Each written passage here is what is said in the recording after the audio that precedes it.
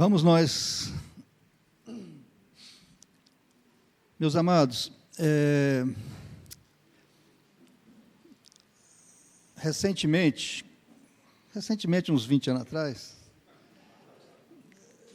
Deus me ensinou uma forma de ler a Bíblia que acrescentou muito na minha vida. Eu vou dar essa dica para os irmãos. Por exemplo, peguei o Evangelho de Mateus e lê de carreirinha, como dizia o Zeca Diabo. Lê tudo rapidamente, porque a gente já conhece bem, né? Então é fácil a gente passar e observando, linkando o início com o meio, o fim. E ali, Deus me mostrou que o Evangelho de Mateus, ele traz todas as atitudes de Jesus, frisando bem, mostrando bem as práticas de Jesus, as atitudes de Jesus. Quando a gente vai para o Evangelho de João, a gente vê muito o que Jesus falou, mas em Mateus e Marcos também, muito sobre as atitudes. Então, a gente observa que o ensino de Jesus era extremamente focalizado no testemunho dele próprio, na vida dele. O ensino dele para aqueles discípulos que rodeavam ele era 90% visão, ver, né? É claro que você tem lá o monte, o sermão lá, que Jesus fala muito, mas tudo que ele fez é muita coisa. E está escrito lá em Atos que nem os livros comportaria tudo que Jesus fez. Quando a gente, então, chega em Mateus 28, que a gente está tão acostumado, já memorizamos, e tantas vezes usamos Mateus 28, onde Jesus diz que toda a autoridade lhe foi dada, e que nós fizéssemos o quê? Atitude, batizar e ensinar. Duas atitudes, duas práticas. Durante muitos anos, quando eu lia Mateus 28, batizar significa pregar para a pessoa converter e batizar ele, né? E depois a gente vai batizar e ensinar a lembrar de tudo que eu vos tenho ordenado, né? A praticar tudo que tenho ordenado. Então, ficava muito essa evidência para mim, antigamente, de que a proclamação e o batizar era uma coisa verbal, falada, a pregação falada. Eu fui estudar um pouquinho do que é pregação, para encurtar aqui. A pregação é quando você fala com autoridade. Jesus foi reconhecido como quem tinha autoridade. Por quê? Porque ele falava daquilo que ele era, do que ele vivia. Eles viam a vida dele e ele falava. Então, ele não era como os fariseus, ele falava com autoridade. Então, a autoridade dá essa palavra que a gente chama de pregação. E muitas vezes na Bíblia a gente ouve a palavra pregar e ouve testemunhar, e a gente fica assim, a gente está acostumado a chegar aqui e dar um testemunho verbal. Mas o testemunhar que está falando lá é prática, é você ver, é o testemunho da pessoa na prática.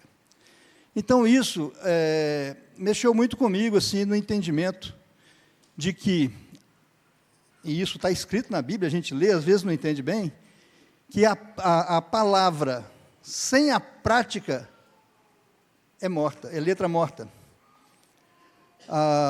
Tiago chega a dizer que a fé sem obras ou sem atitudes é fé morta.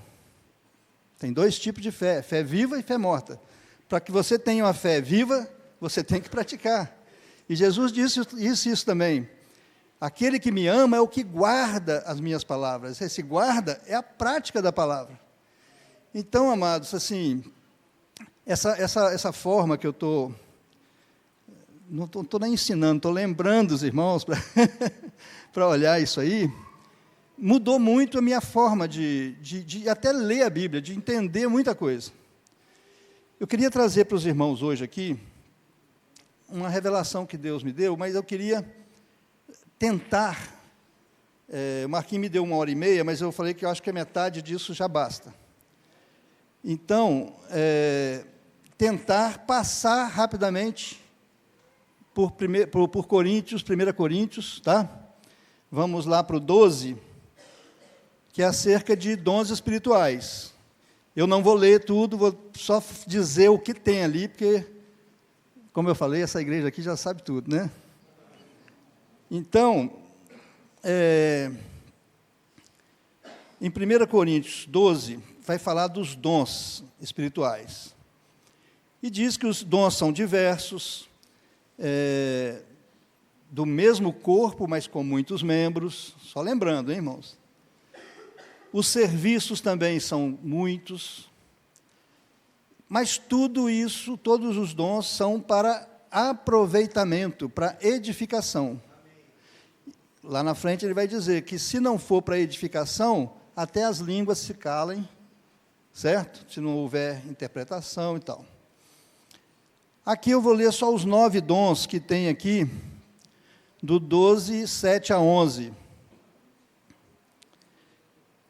A manifestação do Espírito é concedida a cada um visando a um fim proveitoso, porque a um é dada mediante o Espírito a palavra de sabedoria. Primeiro, conta aí, são 9 dons aqui, são muitos dons, irmãos, são centenas de dons, então aqui tem 9, palavra de sabedoria. A outro, segundo o mesmo Espírito, a palavra do conhecimento. A outro, a fé. E a outro, dons de curar. A outro, operações de milagres. A outro, profecia. A outro, discernimento de espírito. Variedade de línguas e capacidade para interpretá-las. Mas um só e o mesmo Espírito realiza todas as coisas, distribuindo-as como lhe apraz. Ok? Lembramos disso, né? No 12, 28,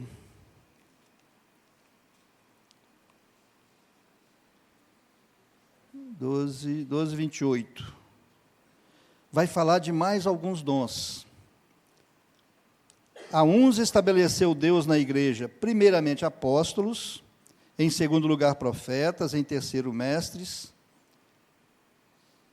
Aqui, esses 3 primeiros são os dons ministeriais, que está lá em Efésios 4, certo? Lá tem 5 dons ministeriais, aqui ele falou 3.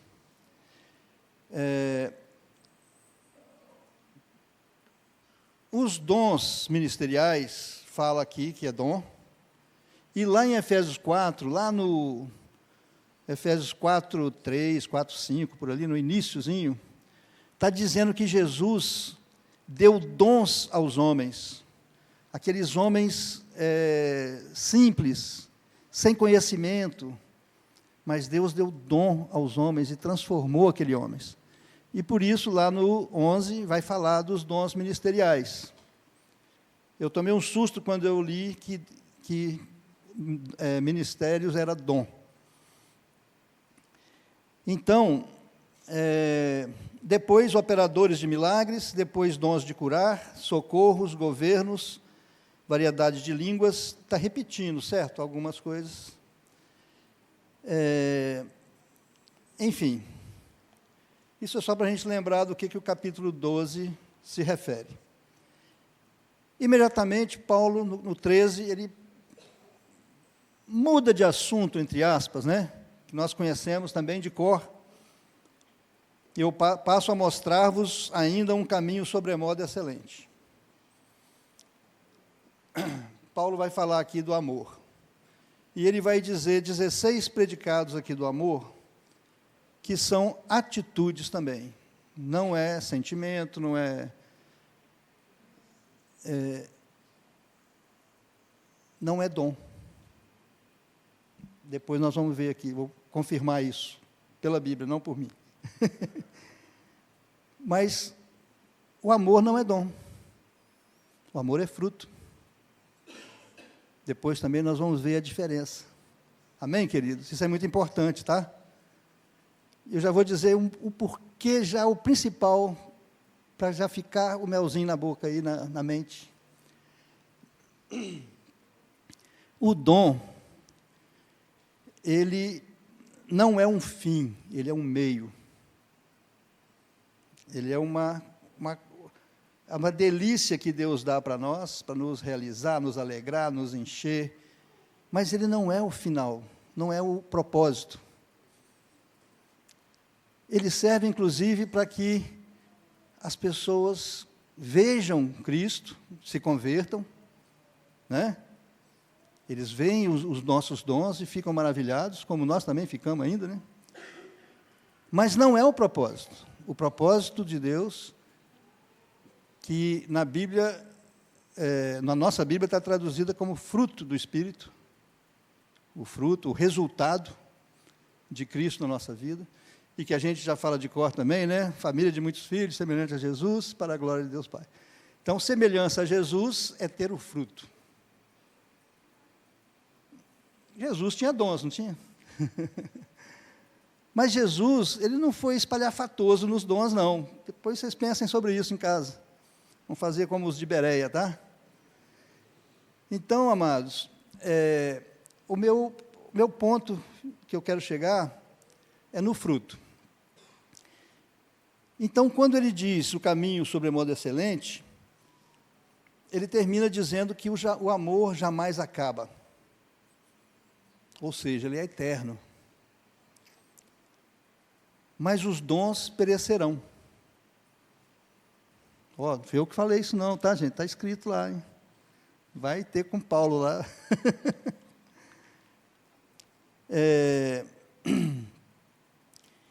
E ele, então, após dizer, a definir, dar exemplos do que é amar, do que é o amor, que nós vamos projetar aqui, para a gente só lembrar, ele, depois que ele mostra o que é o amor e diz jamais acaba, ele também diz assim: quando vier o que é perfeito, o que é em parte será aniquilado. Por que ele diz isso? Porque ele diz que em parte conhecemos e em parte profetizamos. Conhecimento, profecia. Ele está dizendo que isso é parcial, isso é mais ou menos, isso é algo que não é o todo. Vocês podem me ajudar, tá, gente? Essas coisas aqui, que eu vou falar aqui agora, como eu falei, assim, eu fico maravilhado com Deus quando você tenta, não consegue, mas você coloca diante dele, eu quero. Ele nos dá. Então, quando chega assim, às vezes assusta. Mas façam isso que eu falei. Vamos levar para casa, vamos meditar nisso, tá? Para saber se eu estou meio doido aqui ou não. Mas ele diz assim: o amor jamais acaba, mas havendo profecias, desaparecerão. Havendo língua, cessarão. Havendo ciência, passará. Ciência, conhecimento, né? Porque em parte conhecemos e em parte profetizamos. Quando, porém, vier o que é perfeito, então o que é em parte será aniquilado. O que seria esse perfeito? O que é o que é perfeito virá? O amor. É o próprio Cristo em nós. Amém? Tem mais coisas, mas nós vamos seguindo devagarzinho aqui, senão dá tilt, né? Aí ele diz outra frase interessante: quando eu era menino, falava como menino, sentia como menino, pensava como menino. Quando cheguei a ser homem, desisti das coisas próprias de menino. Algumas traduções diz, deixei as coisas de menino. O que tem isso a ver? Eu fazia essa pergunta 300 vezes para Jesus. O que tem isso a ver com amor? Mas lendo, pegando Coríntios, desde o início, chegando no 12, dons. Aí 13 ele muda para fruto. E no 14, capítulo 14, ele volta a falar de dons. Mas o que tem a ver? Eu era menino, agora eu virei homem. Amados, que eu entendi, e vou ser um pouco, não sei se a palavra é soberbo, ou feliz demais, ou muito alegre, é que, quando eu pratico só os dons, mas não tenho amor, eu ainda sou infantil, sou criança na fé, sou imaturo. Posso ousar dizer até uma palavra até muito usada aqui, fraco na fé, débil na fé, porque antes mesmo de falar de amor, Paulo tinha dito, ainda que eu fale a língua dos homens e dos anjos, se não tiver amor, serei como um bronze que soa. Ainda que eu tenha o dom de profetizar, que dizem que é o melhor dos dons, pelo menos Paulo dizia, né? E conheça todos os mistérios e toda a ciência, ainda que eu tenha tamanha fé a ponto de transportar montes e não tiver amor, eu pelo menos tenho os dons. Não é isso que está escrito aqui, não. Se eu não tiver amor, ainda que eu tenha todos os dons, eu nada serei. Isso é muito pesado, sabe, irmãos? Assim, é muito pesado, porque nós viemos de uma cultura de buscar os dons. Mas Paulo está falando alguma coisa contra os dons aqui? Não, né? Ele só está dizendo que tem algo que é maior, que é, né? Devíamos olhar com mais ansiedade ali, né? Ansiedade santa de buscar, né? Aí fui estudar o que é buscar os melhores dons. E naquele tempo, lá atrás, que Deus encheu essa igreja aqui de dons, né? Até os mais novos lembram, era muita coisa maravilhosa. Eu lembro, sempre que eu falo de dons, eu lembro do Lauro, porque Deus me encheu de tanta coisa. Deus me deu dente de ouro, Deus me fez rir até esborrachar, Deus dava tudo para mim, sabe? E o Lauro, tadinho, nada. Ele já te falou isso? Ele sempre me fala, ô Cláudio, poxa, comigo não acontece nada.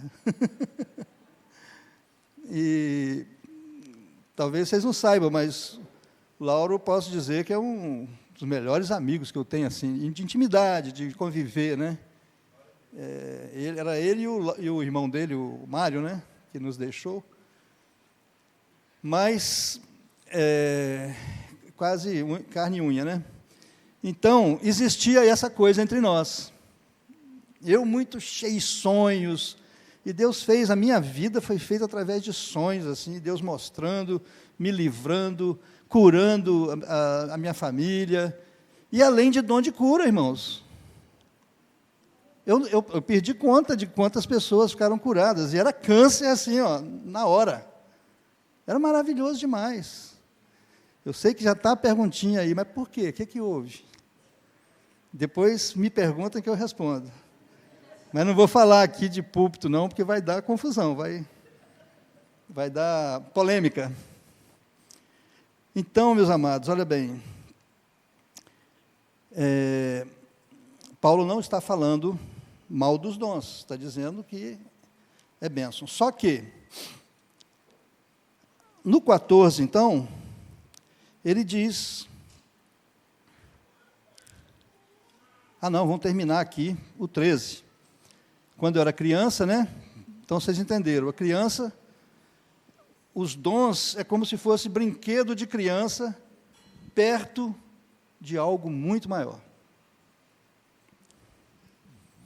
Então, ainda, ele diz que, porque agora vemos como espelho, mas veremos face a face. Deixa eu ler o versículo certinho aqui. Porque agora vemos como em espelho, obscuramente. Lembre-se que o espelho daquela época era bronze, né?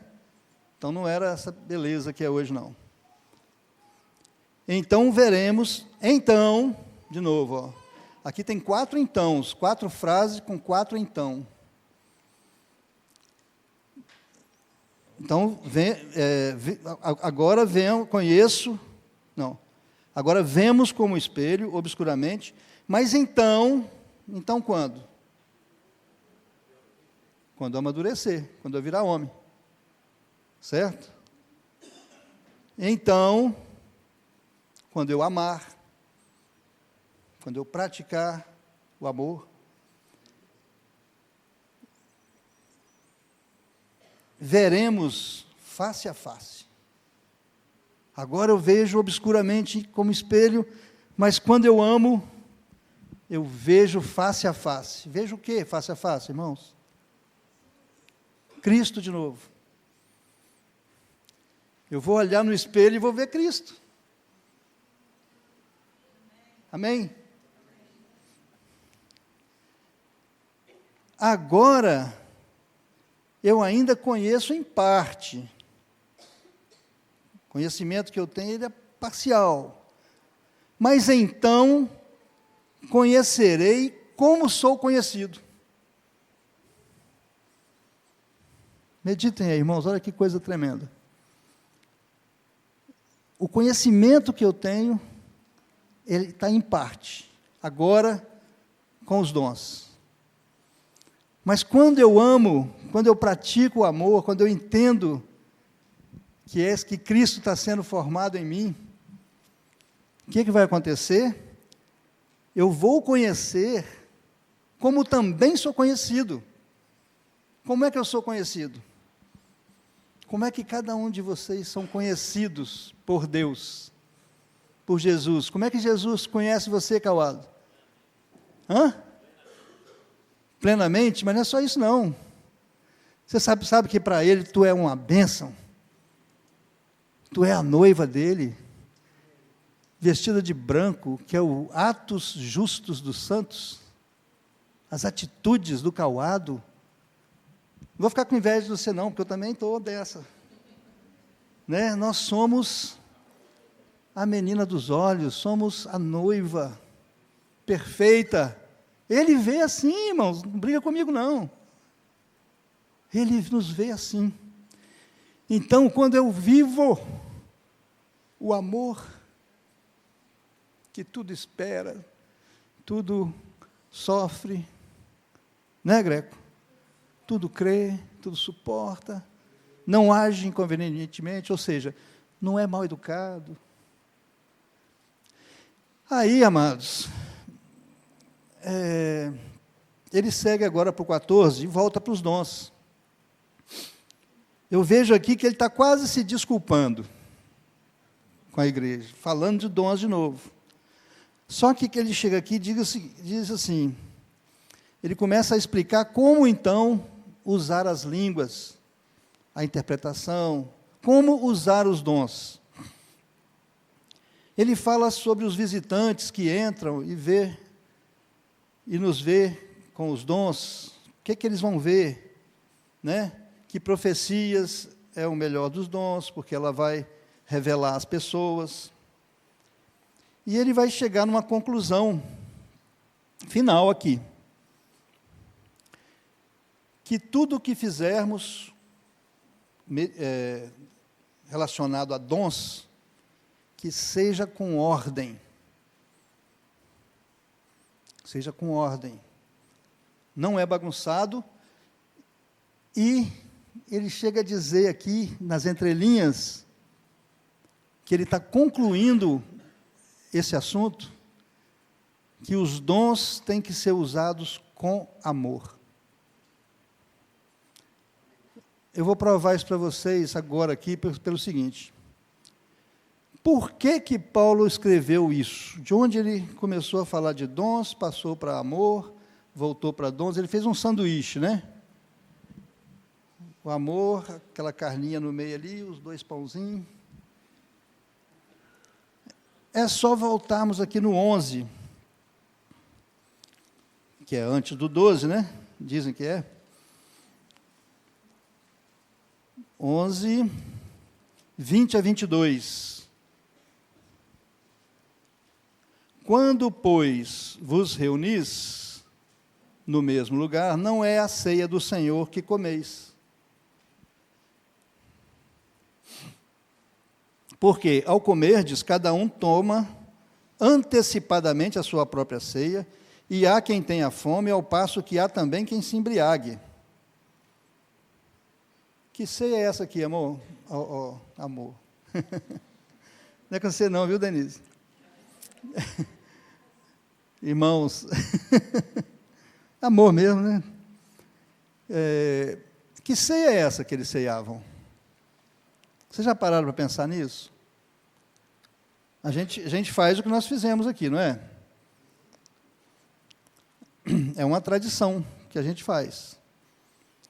Mas a ceia que eles faziam é igualzinho lá no sítio, o junta-panela, todo mundo traz a comida, coloca ali, todo mundo come isso. Quem começou esse junta-panela aí, Domingões, foi a Serra, quando eu fui para lá. E era um desastre, irmãos, era um desastre. Nós éramos 35 irmãos naquela época, e só levavam arroz. Hoje, gente, ri não, faz isso não. Estou falando verdade, irmão, estou brincando não. A gente ri disso lá, por isso que eu posso contar aqui, né? Naquela época eu não podia contar não, porque eles iam ficar com raiva. Agora... Hã? Não, dava briga também, igual aqui. Porque alguns poucos levavam um franguinho, uma carninha e tal, né? Mas aquilo, quando você chegava, não tinha mais. E os meus filhos, já está ali, o Daniel era criancinha, né? Eles foram orientados, né? Ó, ninguém come nada. Se sobrar, a gente come. É assim que eu orientava. E quantas vezes não comemos, né? Ou então, comia arroz. Irmãos, era até engraçado. Existiam situações lá. O que acontece, irmãos? Olha bem. Eu cheguei lá, não conhecia quase ninguém, só o Geraldo, que eu conhecia, né?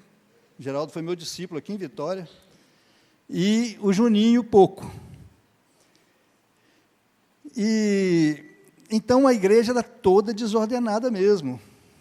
E quando descobriram que eu morava na divisa de Jardim Camburi com Bairro de Fátima, me mandaram para lá. Eu fiquei meio zangado, né?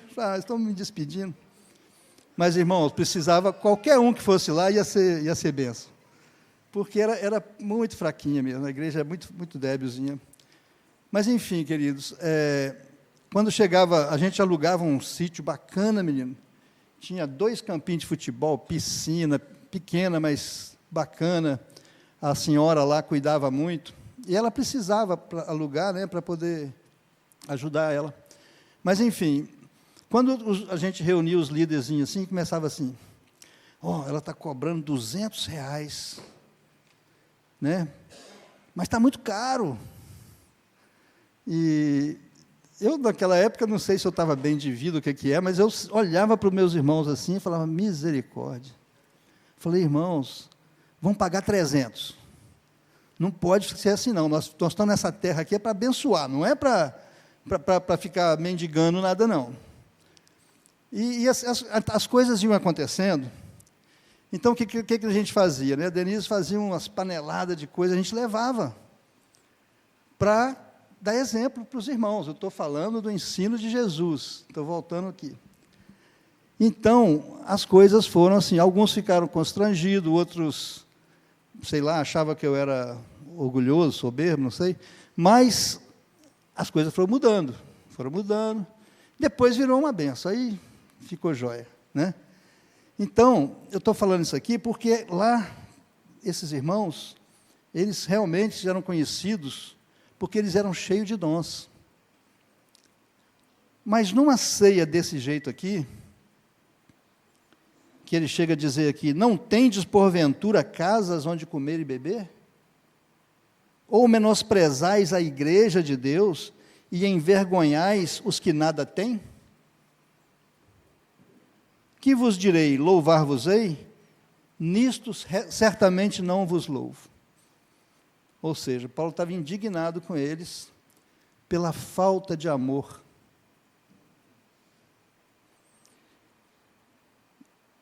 E aqui, ele vai dizer, o que o Marquinhos leu hoje aqui, que Jesus fez, oposto a isso, o que Jesus fez? Ele repartiu a si próprio. Quando ele partiu aquele pão, ele estava, e depois, literalmente, se entregou e se partiu por nós. Realmente é constrangedor quando a gente olha para Jesus, né, irmãos? Por isso, aquele que comer o pão ou beber o cálice do Senhor indignamente, é o 27, tá, irmãos? 11, 27. Depois que ele explica que recebeu de Jesus, que ele se repartiu o pão, distribuiu o vinho, e que esse cálice é a nova aliança no meu sangue.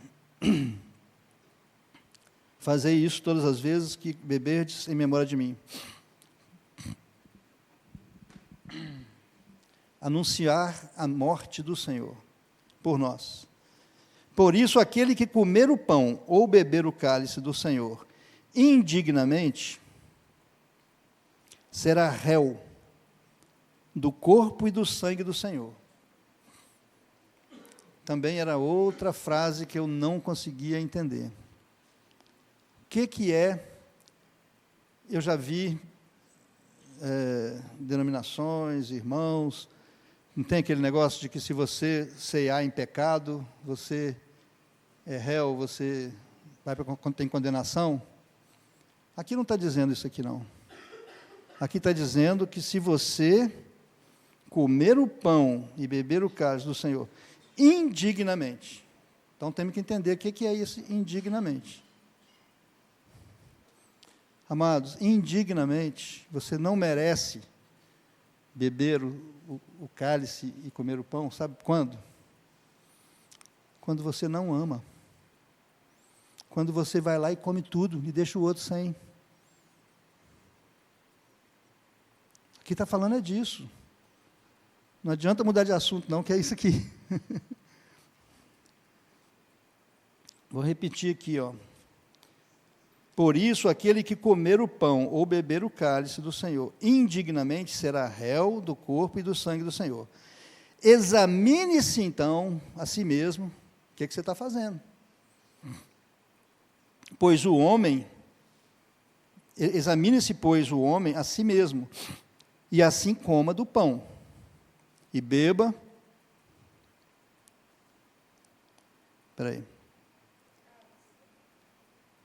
e beba do cálice.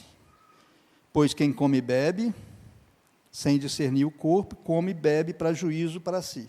Traz juízo para si. Está repetindo aqui, tá?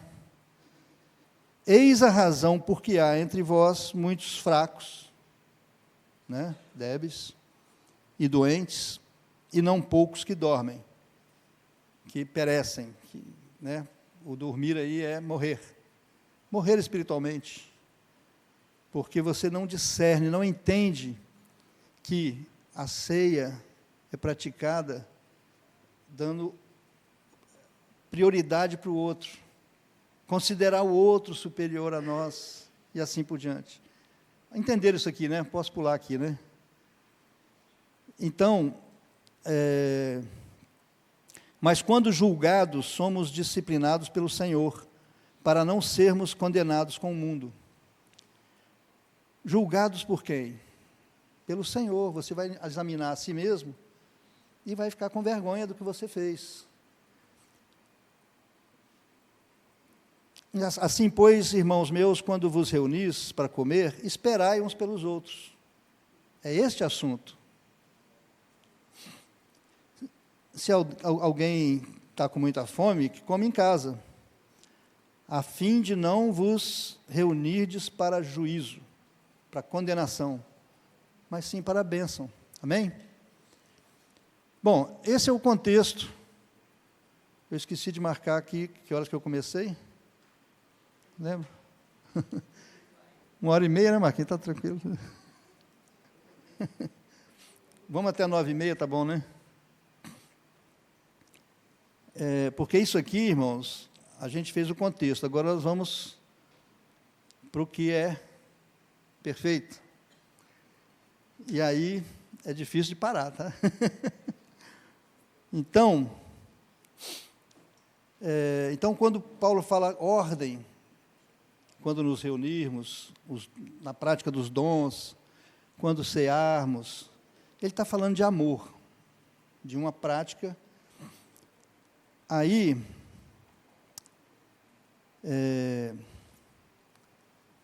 a vez que eu tive aqui, eu falei com os irmãos que eu tinha escrito umas coisas, né, uns livrinhos aí. Eu vou ler, até para ser mais rápido aqui, e a gente ter um proveito maior. Podia, Alex, é você que põe a arte ali? É o... Como é que é? Gabriel, não, é... Léo. O Léo do Roberto.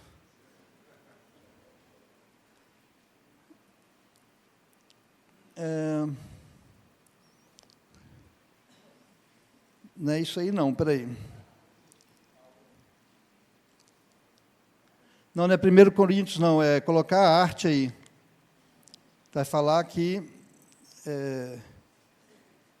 pode ir direto nesse gráfico aí, que está comparando Gálatas 5 com 1 Coríntios. Vocês lembram de Gálatas 5, irmãos? Paulo fala das obras da carne. Então, obras não é fruto. Fruto é Cristo. Fruto é resultado de Jesus em nós. A obra da carne é uma atitude de qualquer jeito. É lascívia, um monte de pecado lá, né? Acharam aí? Então, lá Paulo fala que o fruto do Espírito é um fruto, é um singular coletivo, ok? É um fruto com 9 gomos. Vamos pegar uma laranja, por exemplo.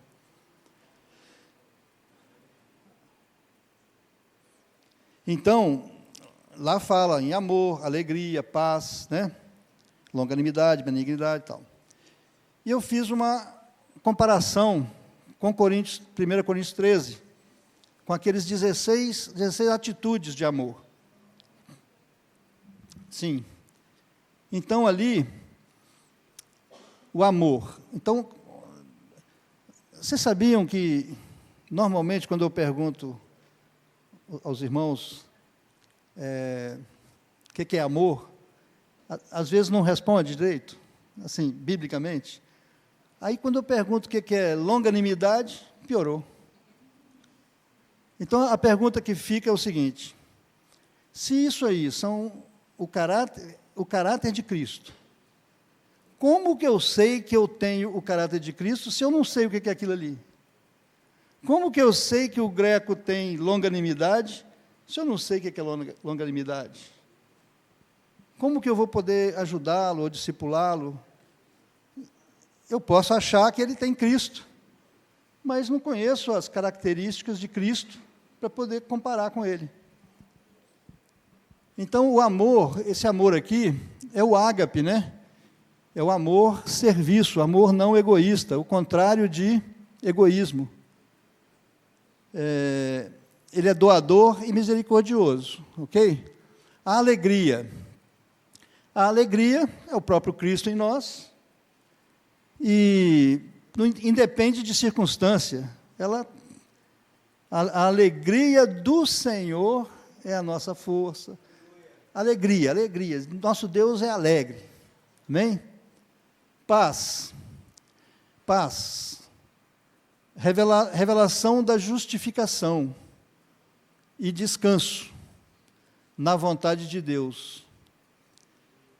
Revelação na justificação. O que é isso? Eu fui perdoado simplesmente porque Ele estalou o dedo, me deu fé para crer e me perdoou. Aí eu criei e eu recebi de graça.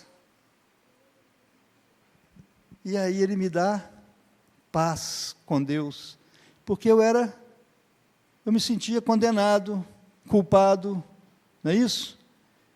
Lembra, Marquinhos, que lembra das músicas, né? Livre da culpa do pecado. Fui livre, passado, é justificação. Amém? É por isso que se diz que uma vez salvo, salvo para sempre. E aí vem a polêmica. Mas justificação, que é uma fase, são 3 fases de salvação, né? A justificação é isso mesmo. Você se torna filho de Deus, você recebe o DNA de Deus. Você nunca perde isso. Então, esse aspecto da salvação você tem e nunca perde. Certo? Aí tem a santificação, que é através dessa segunda fase, que é negar a mim mesmo todos os dias e tal. Aí vai acontecer a formação do fruto. É o negar a si mesmo, dia a dia. E aí Cristo vai sendo formado em nós. Então, essa paz, ela vem lá na justificação. Quando eu nasci de novo, entendo que Jesus se fez justiça por mim, e eu nada fiz.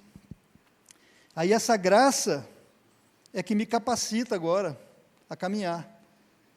Eu posso até caminhar igual um religioso, que fica tentando agradar a Deus. Posso até, se olhar assim para um, para outro, nós vamos ser igual. Mas a motivação está lá dentro, é a graça. Então a gente vai amar, fazer tudo com alegria, com paz, certo? O religioso já vai fazer na força do braço, assim como Caim. Amém? Que Deus não o aceitou. É uma engrenagem sem óleo. Então, a paz é a revelação da justificação e descanso. Então, eu estou descansado em Deus, é a paz de Deus. Longanimidade é um bom temperamento. Olha bem, quem diria, hein? A gente devia estar pensando em outra coisa, né? Quando uma pessoa sofre com perseverança, ele está sofrendo injustiça, uma perseguição, um prejuízo, uma difamação, ou a esposa abandonou, mas você sofre por um longo tempo, perseverando e crendo. Quem consegue fazer isso, irmãos? Talvez você vai pensar, não, 1 ano, mas se for 10, e se for 50 anos, ali, crendo, perseverante, sofrendo, constante, paciente, isso é longanimidade. Nosso Deus é longânimo, e Ele nos dá a longanimidade à medida que a gente vai se santificando, negando a nós mesmos, sofrendo, e o Senhor vai nos enchendo desse fruto, desse gomo do fruto, né? Benignidade. Benigno não é o que faz bem não, tá, gente? Isso é o bondoso. Benignidade é a pessoa cortês, amável, compassivo, é o forte, como aquela senhorita lá, ó, forte, segurando um fraquinho, cuidando. É a figura de um enfermeiro mesmo, benignidade. Eu costumo dizer lá no presbitério lá que o Vince é o homem mais longânimo que eu conheço. Longânimo não, perdão. Benigno. Benigno. É um exemplo para nós de benignidade. Né, amadinho? Bondade é fazer o bem, ser bondoso, doador. Fidelidade, fiel em tudo, sincero, confiável, tudo crê, franco, honesto, de bom caráter. A fidelidade de Deus, e muitas vezes a gente usa essa palavra erradamente, que Deus é fiel para fazer isso, aquilo e aquilo. Cuidado, irmãos, Deus é fiel à palavra dele. Fidelidade é você ser fiel a princípios. Lealdade é outra coisa. Lealdade é da carne. Tá certo? Bandido é leal com bandido. Ok? Mas fiel é aos princípios. Então, não desviar dos princípios. Nós temos na política aí uns 20 e poucos deputados e senadores aí que são fiéis. A gente vê que eles são fiéis. Eles não abrem mão da palavra de Deus, não se contaminam, né? Estão lutando sozinhos e precisam de nós. Fidelidade. Mansidão. Mansidão não é ser aquele cara calminho, o cara é mansinho. Mansidão é obediente. A figura de um cavalo manso, ele é obediente. Foi disciplinado para aproveitamento. Humilde, submisso, paciente nas provocações. Não se ressente do mal. Esse é o manso. Jesus era manso? Ele até se gabava de ser manso, né? Aprendei de mim, porque eu sou manso e humilde. Temperança, também traduzido como domínio próprio.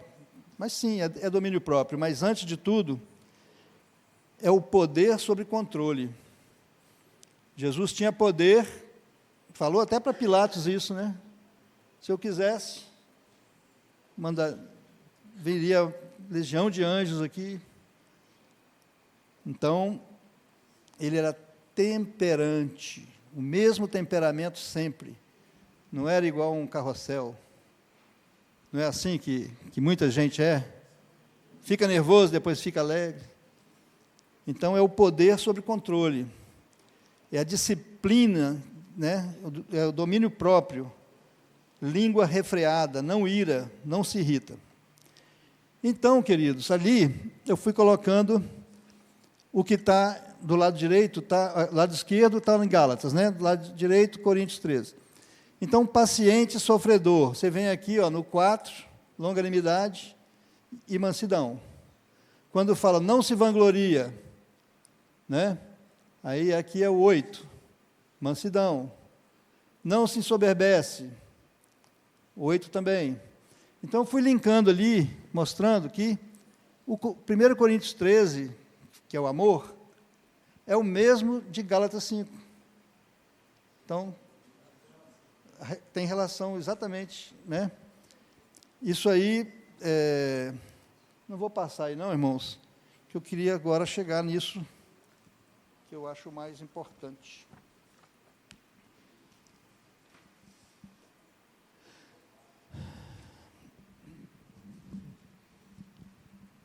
Muito bem.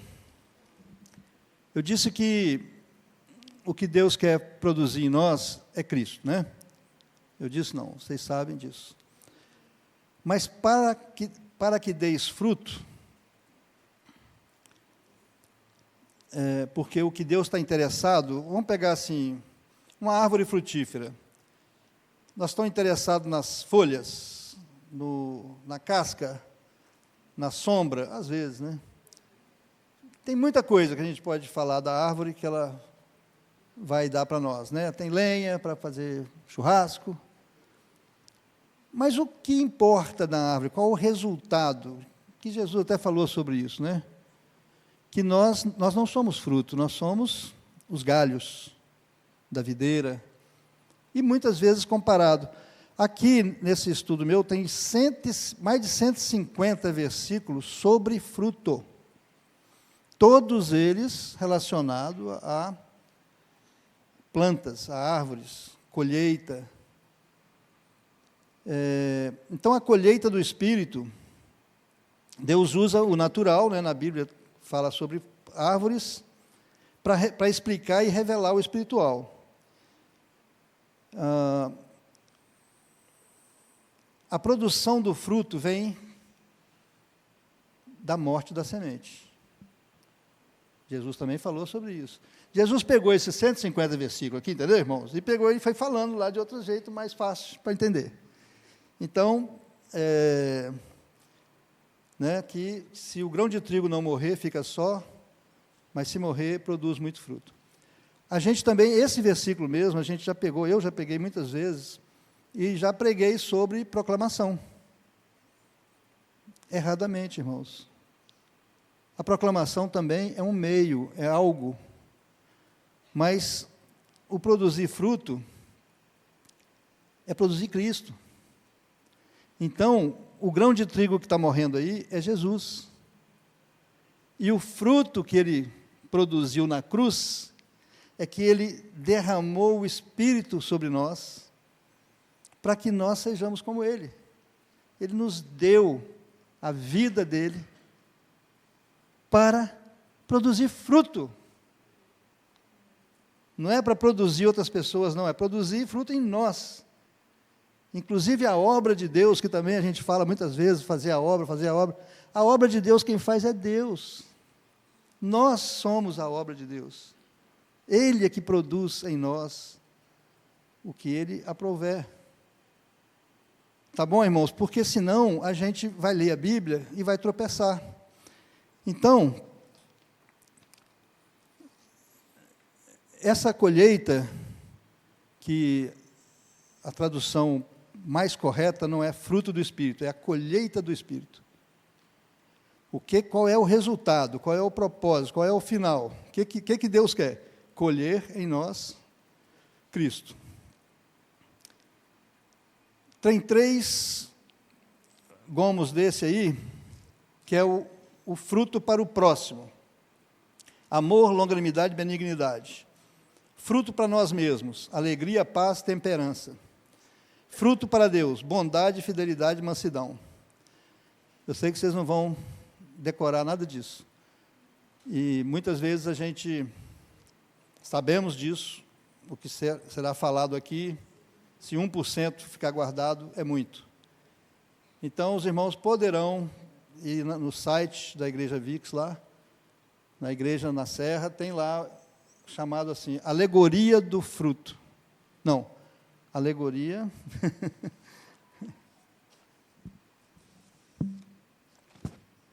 Alegoria da frutificação.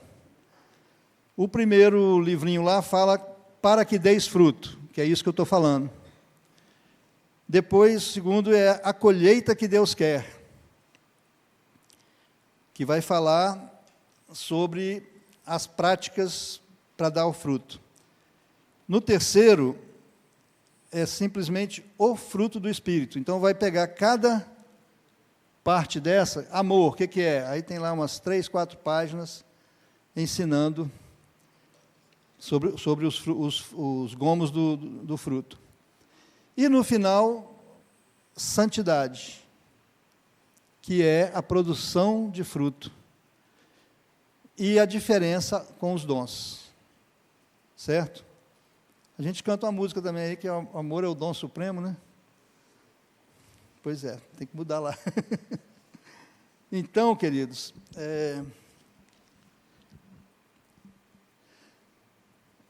a alegria de uma ceifa não é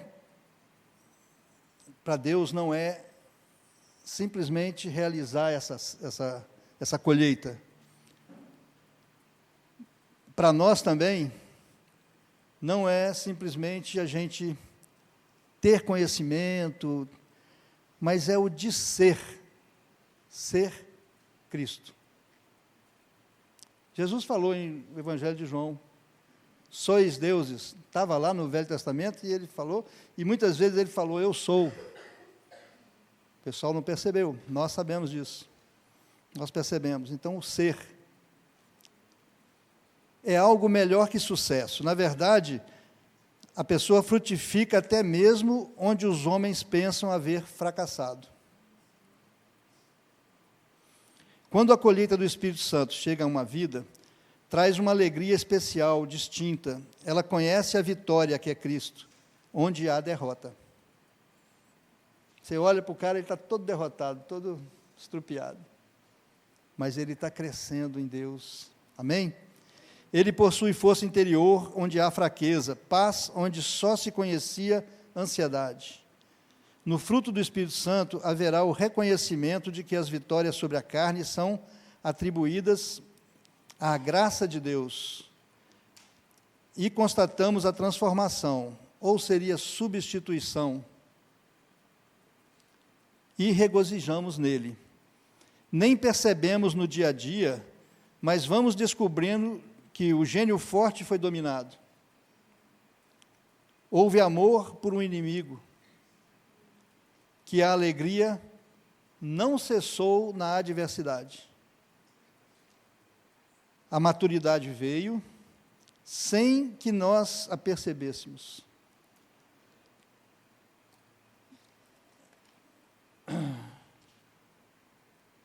A entrega completa à vontade de Deus produz muito fruto. Há algo cativante no crente, cujo caráter é moldado pelo fruto do Espírito, que possui as virtudes de Cristo e resplandece a graça de Deus. Ele brilhará com beleza autêntica aos que o observam e glorificarão ao Pai que está no céu. Conforme Filipenses 1, cheios de fruto de justiça, o qual é mediante Jesus Cristo, para a glória e louvor de Deus. E aí, poderíamos ir em João 15, né? Toda vara em mim, nós conhecemos bem, que Jesus termina dizendo assim, nisto é glorificado meu Pai, que deis muito fruto, e assim sereis meus discípulos. Então, o fruto encontra-se onde? No caráter do cristão. O cristão, inclusive, é uma palavra da época que foi pejorativa. Era um xingamento.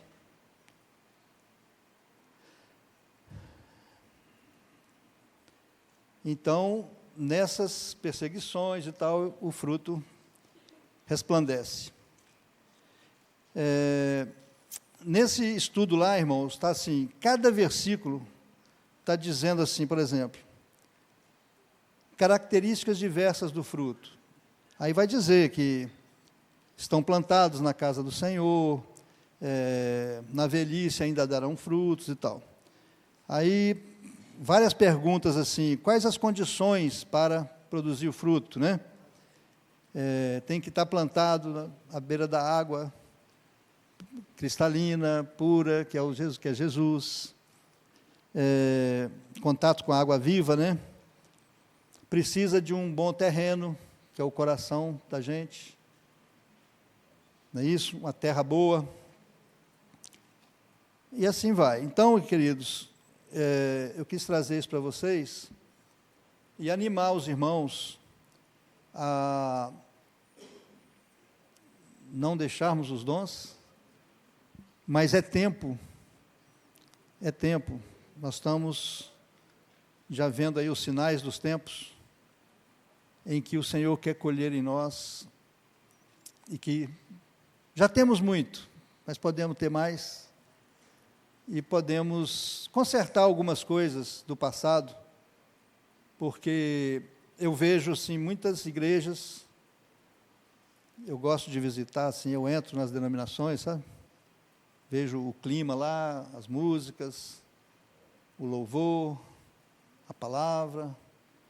Mas eu percebo, assim, irmãos, que a infantilidade da igreja, o estado da igreja, a prática da igreja, ela é muito fraca. Ela tem muito show, muita coisa bonita, mas a cruz sumiu do cardápio. E eu não sei como. Jesus é maravilhoso, Ele vai saber. Ainda bem que não é tarefa minha. Como que Ele vai lidar com isso? Com essa noiva que eu tenho visto por aí. Então, amados, assim, realmente nós estamos no finalzinho. E devíamos atentar para essa questão, porque muitos estão buscando os dons por desconhecer que tem algo melhor. Amém? Meditemos sobre isso, amém? Obrigado, tá, irmãos? Orar. Amém? Orar é bom, né? Pai amado, que alegria que Tu nos deste, Senhor, de encontrar esse povo maravilhoso, que agora não são mais povo, são irmãos.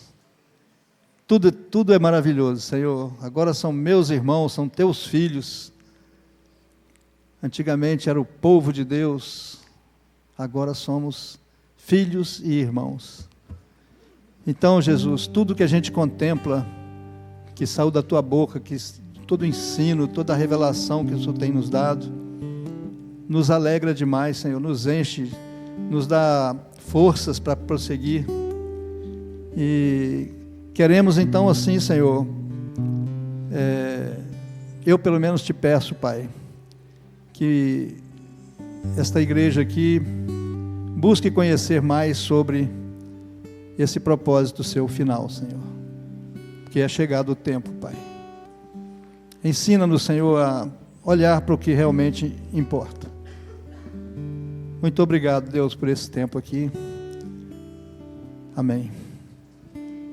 Agradeço vocês, tá?